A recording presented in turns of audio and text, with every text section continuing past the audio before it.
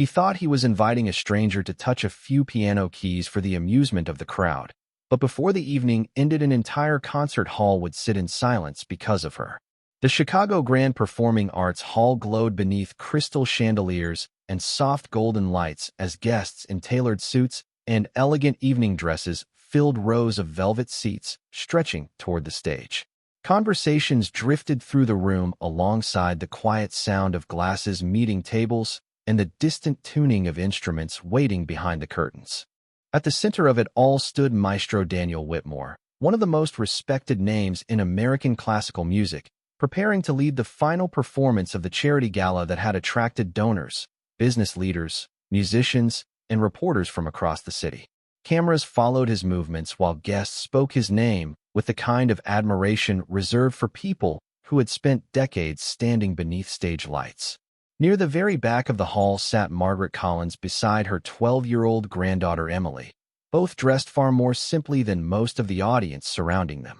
Margaret wore a cream sweater beneath an old winter coat folded neatly across her lap, while Emily held the evening program and pointed excitedly toward the stage each time another musician appeared.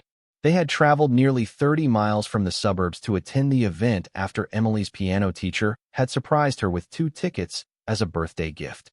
Margaret listened quietly while her granddaughter spoke about composers, competitions, and famous concert halls with the excitement only young musicians seem able to carry so effortlessly. Whenever Emily asked questions about technique or interpretation, Margaret answered gently and briefly before returning her attention to the stage. Nobody around them paid much attention to the woman in the cream sweater sitting near the back row, and that seemed perfectly acceptable to her.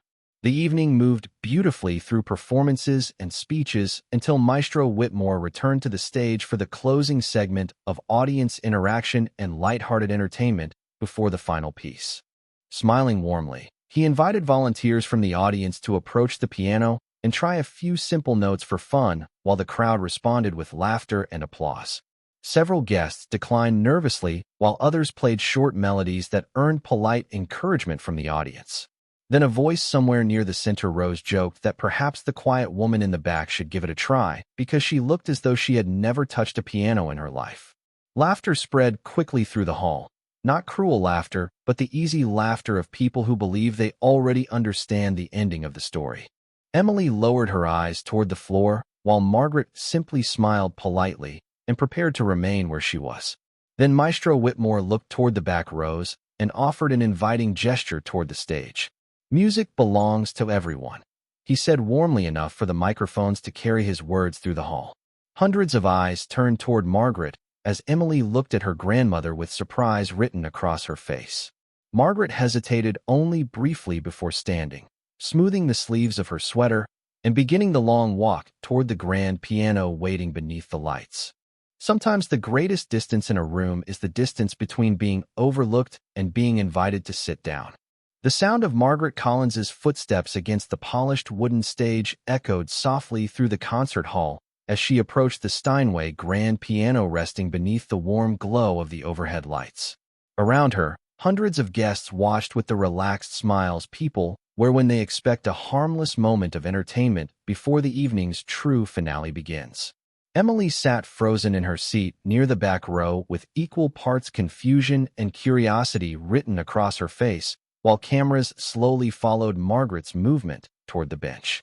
Maestro Daniel Whitmore stepped aside with the easy confidence of a man who had spent decades welcoming nervous volunteers onto stages exactly like this one.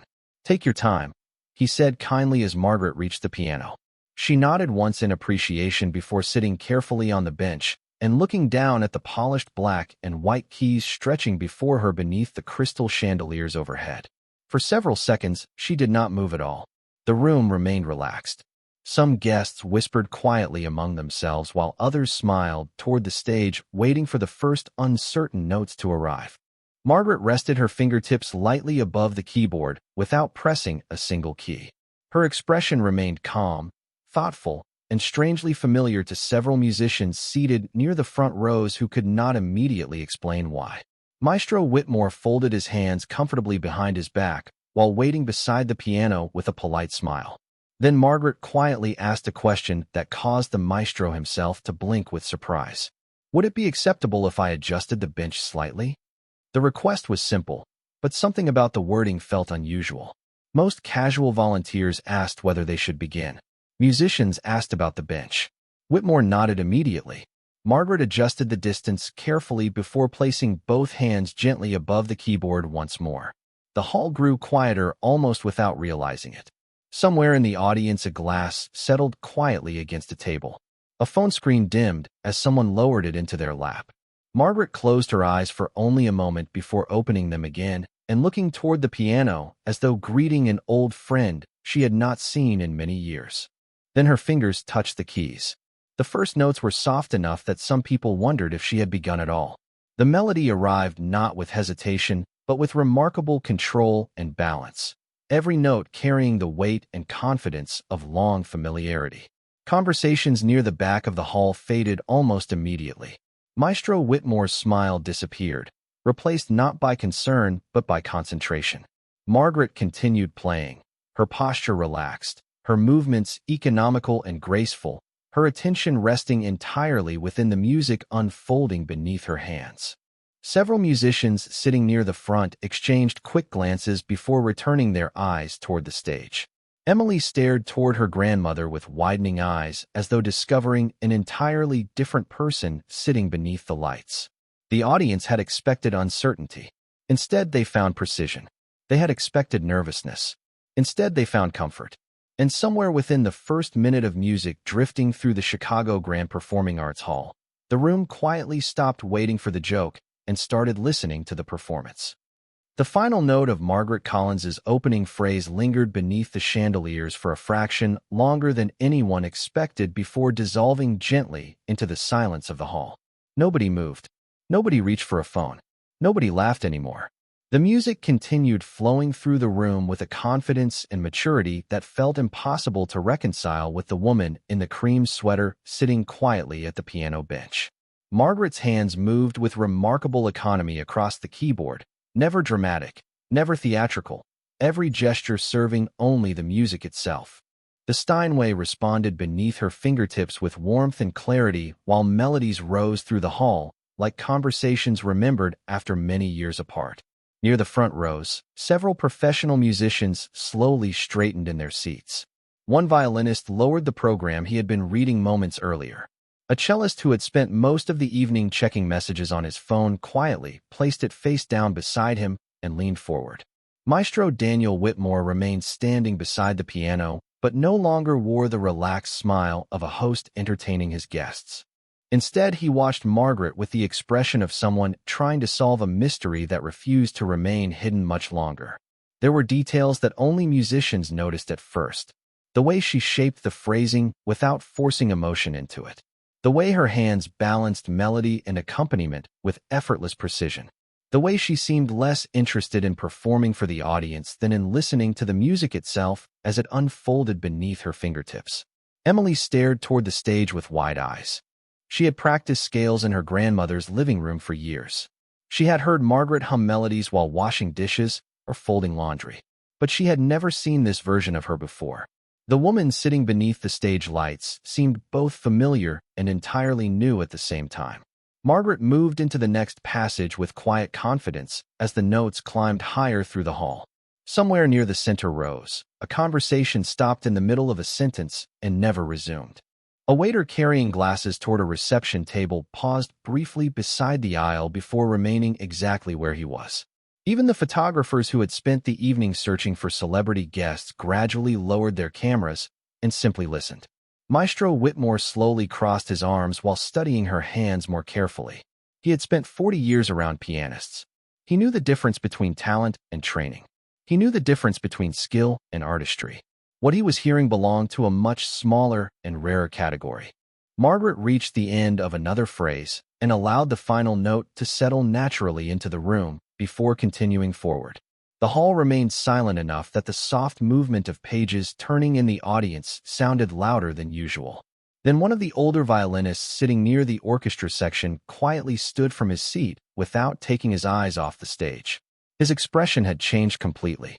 Recognition had entered the room before anyone had spoken a single word, and somewhere beneath the warm lights of the Chicago Grand Performing Arts Hall, the first person had begun to remember where he had heard those hands before.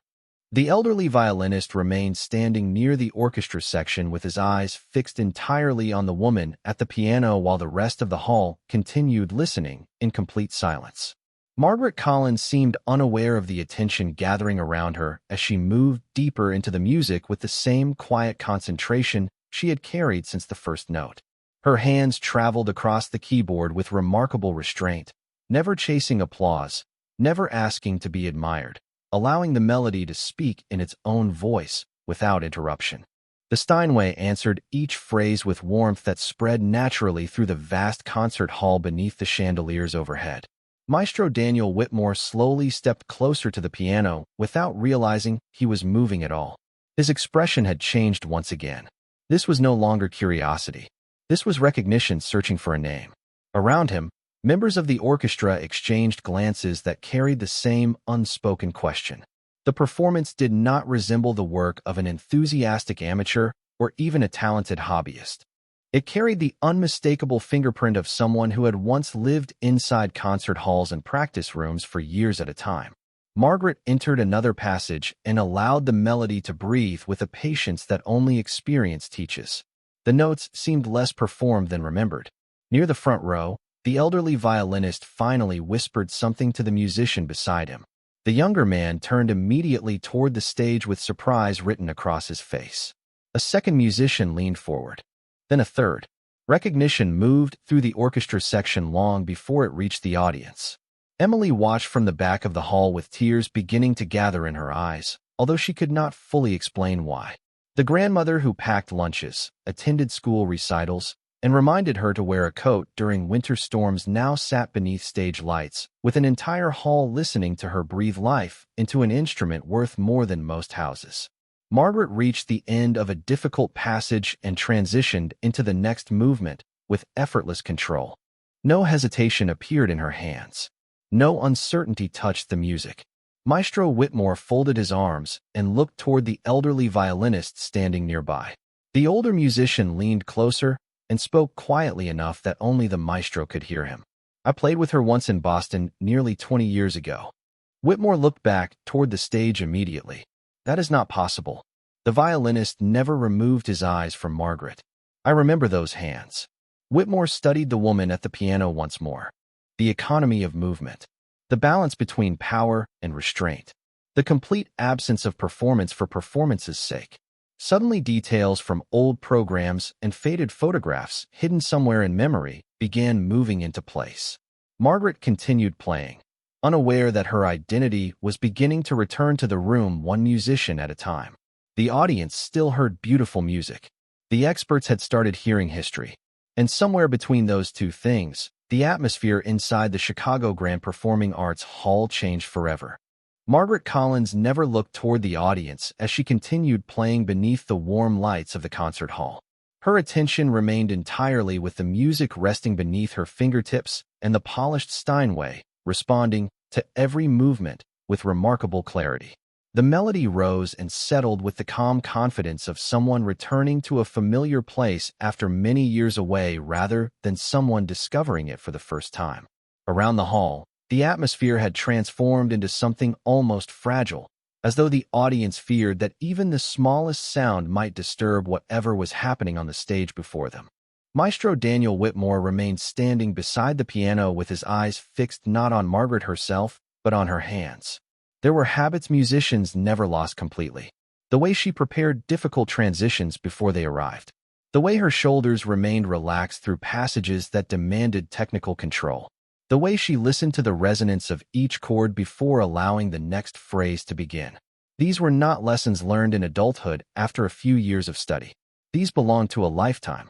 The elderly violinist standing near the orchestra section slowly shook his head in disbelief. "Margaret Lawson," he whispered almost to himself. The name settled between the musicians nearby before moving quietly from one seat to another. One orchestra member looked toward another with widening eyes. A pianist from the conservatory sitting in the front rows leaned forward immediately. 20 years earlier, Margaret Lawson had been one of the brightest young names in American classical piano before disappearing from the concert world almost overnight. Articles had been written about her future. Invitations had arrived from Europe, New York, and Boston. Then suddenly the performances stopped, and the name slowly faded into memory. Maestro Whitmore looked back toward the woman at the piano. The age matched. The technique matched. Even the phrasing felt hauntingly familiar. "It cannot be," he said quietly. The violinist never looked away from the stage. "I shared a rehearsal stage with her in Boston in 1999, he replied softly. "Some musicians change with time. Some hands do not." Emily sat motionless in the back row as fragments of conversations began quietly forming around her. She remembered photographs in old family albums showing her grandmother beside grand pianos in unfamiliar cities. She remembered newspaper clippings tucked carefully inside a box that Margaret had always dismissed with a smile and a change of subject. Suddenly those memories no longer felt mysterious. They felt incomplete. On stage, Margaret moved toward the closing section of the piece with extraordinary patience. She was not playing to impress anyone in the room. That much had become obvious. She played with the quiet honesty of someone speaking a language she had once used every day and had never truly forgotten. When the final sequence began building toward its conclusion, even the waiters near the reception tables stood still beside the walls. The room had stopped seeing a woman invited onto the stage for amusement several minutes earlier. Now they were witnessing the return of someone the world had forgotten to keep looking for. The final movement approached quietly, almost carefully, as though Margaret Collins understood that some moments deserved to arrive slowly. Her fingers moved across the keyboard with the same calm precision that had filled the hall since the beginning of the performance, each note finding its place with the confidence of memory rather than effort. The Steinway answered with warmth that seemed to settle over the audience like evening light across still water. Nobody shifted in their seats. Nobody whispered. Even the distant sounds of the city beyond the walls of the Chicago Grand Performing Arts Hall seemed to have disappeared. Maestro Daniel Whitmore stood motionless beside the piano, no longer the celebrated conductor guiding the evening, but simply another musician listening with complete attention. The elderly violinist near the orchestra section lowered his head slightly as the melody unfolded before him. 20 years had passed since he had last heard Margaret Lawson perform, yet time had done nothing to erase the unmistakable honesty of her playing. Around him, younger musicians listened with expressions that mixed admiration with disbelief. They had spent years studying recordings, biographies, and performances from artists whose names belonged to another generation. Now one of those names sat quietly beneath the stage lights wearing a cream sweater and an old winter coat folded neatly beside the bench. Emily felt tears gathering in her eyes as she watched her grandmother continue playing without once looking toward the audience. There was no desire for recognition in Margaret's expression and no satisfaction in proving anyone wrong. She looked exactly as she had looked while helping with homework at the kitchen table or watering flowers outside the house during summer evenings. The only difference was that tonight the entire room had finally been invited to meet the person Emily had unknowingly lived beside her entire life. Margaret entered the final passage with extraordinary patience, allowing every phrase the space it needed to breathe before moving forward. The chandeliers reflected softly across the polished surface of the piano while the audience sat suspended somewhere between memory and discovery. Then the final notes arrived. Not loudly, not dramatically, simply honestly.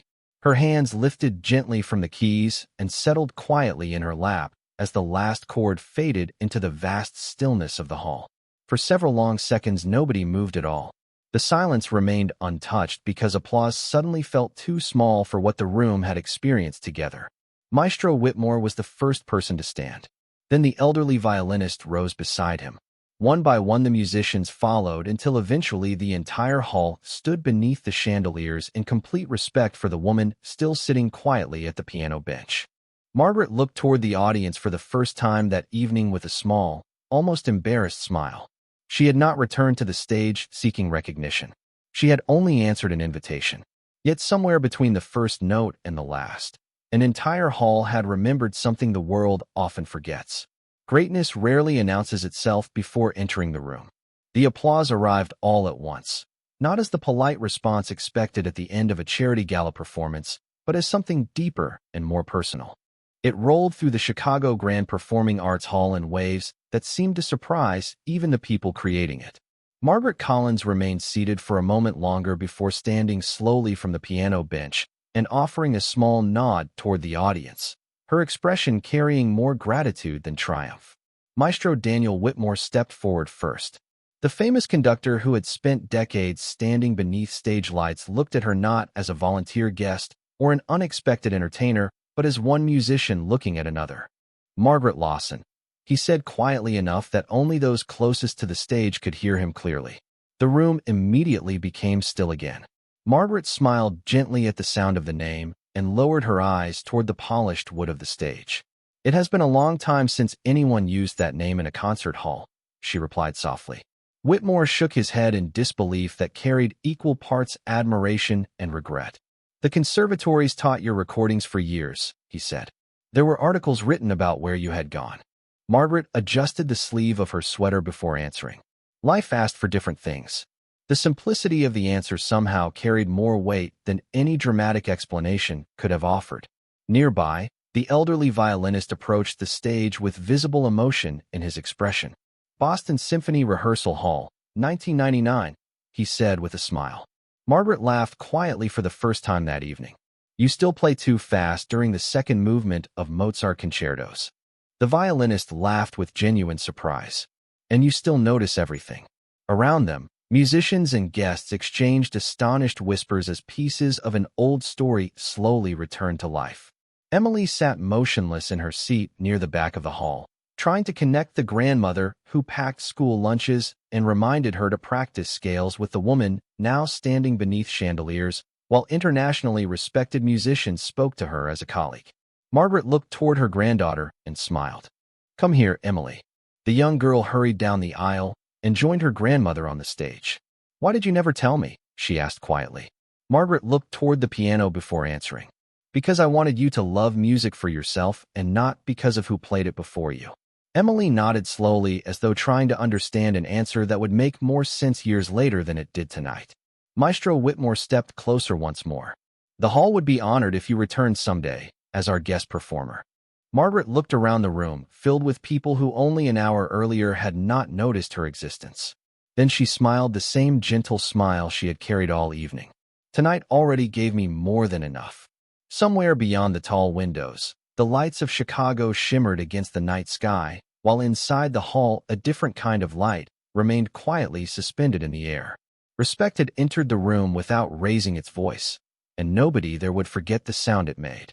Guests remained standing long after the applause had faded, as though sitting down too quickly might somehow break the fragile feeling that had settled across the Chicago Grand Performing Arts Hall. Margaret Collins stood beside the Steinway with one hand resting lightly against its polished surface while musicians, donors, and reporters slowly gathered near the stage, each carrying the same expression of disbelief softened by admiration. Maestro Daniel Whitmore looked toward the audience and smiled quietly to himself. He had spent decades introducing famous performers beneath these lights, yet tonight the hall had introduced someone to him instead. Questions began arriving gently from every direction.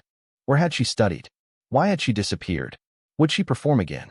Margaret listened politely before answering each question with the same calm honesty that had filled her music only minutes earlier. She spoke of practice rooms, train stations, competitions, and concert halls that had once filled her calendar before family responsibilities slowly asked for more space than applause ever could. She spoke of caring for aging parents, raising children, building a quieter life, and discovering that purpose sometimes changes shape rather than disappearing entirely. There was no sadness in her voice and no regret hidden beneath her words. She spoke about those years the same way she had played the piano, with balance. Emily stood beside her grandmother, listening carefully as pieces of family history she had never known slowly assembled themselves into something recognizable. Suddenly, the old photographs in closets and the programs hidden in drawers no longer felt mysterious. They felt like chapters waiting patiently to be rediscovered. One reporter quietly asked whether leaving the stage had been difficult. Margaret smiled toward the piano before answering. The stage was never really what I loved most, she said. I love the music. Music does not disappear simply because the audience does. The answer moved through the room with the same quiet strength as the performance itself. Nearby, the elderly violinist wiped his glasses before placing a hand over his heart in silent respect. Maestro Whitmore stepped forward once more. The world spent 20 years wondering where Margaret Lawson went, he said softly. Margaret looked around the hall filled with strangers who no longer felt like strangers at all. She became a mother, a daughter, a grandmother, and a neighbor, she replied. Those are good places for a life to go. For a moment nobody answered because there was nothing left to improve upon in the sentence. Outside the tall windows, Chicago traffic moved beneath the city lights exactly as it had before the concert began. Inside the hall, however, something had changed. The audience had arrived expecting an evening of music from celebrated names and famous careers. Instead, they discovered that greatness does not always disappear when it leaves the spotlight. Sometimes it simply learns to live quietly until the right room remembers to listen again. Nearly an hour later, the Chicago Grand Performing Arts Hall had grown quiet once again. Staff members folded programs, musicians packed instruments into worn cases, and the final guests disappeared into the cool night beyond the tall glass doors of the lobby. The chandeliers still glowed softly above the empty rows of velvet seats, but the energy that had filled the room earlier now lingered only in memory. Margaret Collins stood near the entrance, fastening the buttons of her old winter coat, while Emily waited beside her, holding the evening program against her chest, as though it had suddenly become something worth keeping forever. Across the hall, Maestro Daniel Whitmore remained near the stage, speaking quietly with members of the orchestra, but every few moments his eyes drifted back toward the woman preparing to leave the building as quietly as she had entered it. Eventually, he crossed the hall and stopped a few feet away from her. For a moment, neither of them spoke. Then the maestro smiled. "You know," he said softly, "there are young pianists who spend their entire lives chasing the kind of honesty I heard tonight." Margaret adjusted the strap of her canvas bag and smiled politely. "Honesty becomes easier once you stop trying to impress anyone." Whitmore laughed quietly before extending his hand. "I hope our paths cross again." Margaret accepted the handshake warmly. "They probably will. Music has a habit of finding people when it wants to." Emily looked between them before asking the question that had been waiting patiently inside her since the performance ended. "Grandma, are you going to play again?" Margaret glanced toward the stage where the Steinway still rested beneath the lights and considered the question carefully. "Perhaps," she answered. "But whether I play in a concert hall or in the living room after dinner does not really change the music." Together, they stepped outside into the cool Chicago night where the city lights reflected across the sidewalks from an earlier rain shower. Traffic moved through the streets exactly as it had a few hours earlier when they first arrived, unaware that inside one concert hall an entire room had quietly changed its understanding of greatness. Emily walked beside her grandmother in thoughtful silence before finally slipping her hand into Margaret's. "I think I understand now," she said. Margaret looked down at her granddaughter with curiosity. "Understand what?" Emily smiled toward the city lights stretching across the skyline. "Why you always tell me to practice when nobody is watching." Margaret laughed softly as they continued toward the parking garage across the street. Behind them, inside the concert hall, conversations about technique, recordings, and forgotten names would continue long into the evening. Newspapers might write articles. Musicians might tell stories. Invitations might arrive once more. But Margaret Collins had never walked onto the stage searching for applause, and she was not leaving with it either. She had simply accepted an invitation and allowed the music to speak for itself. And somewhere beneath the lights of a city that never noticed when ordinary people carried extraordinary histories beside them, an entire hall remembered something important. Talent can fill a room with sound, but dignity is what leaves the echo behind.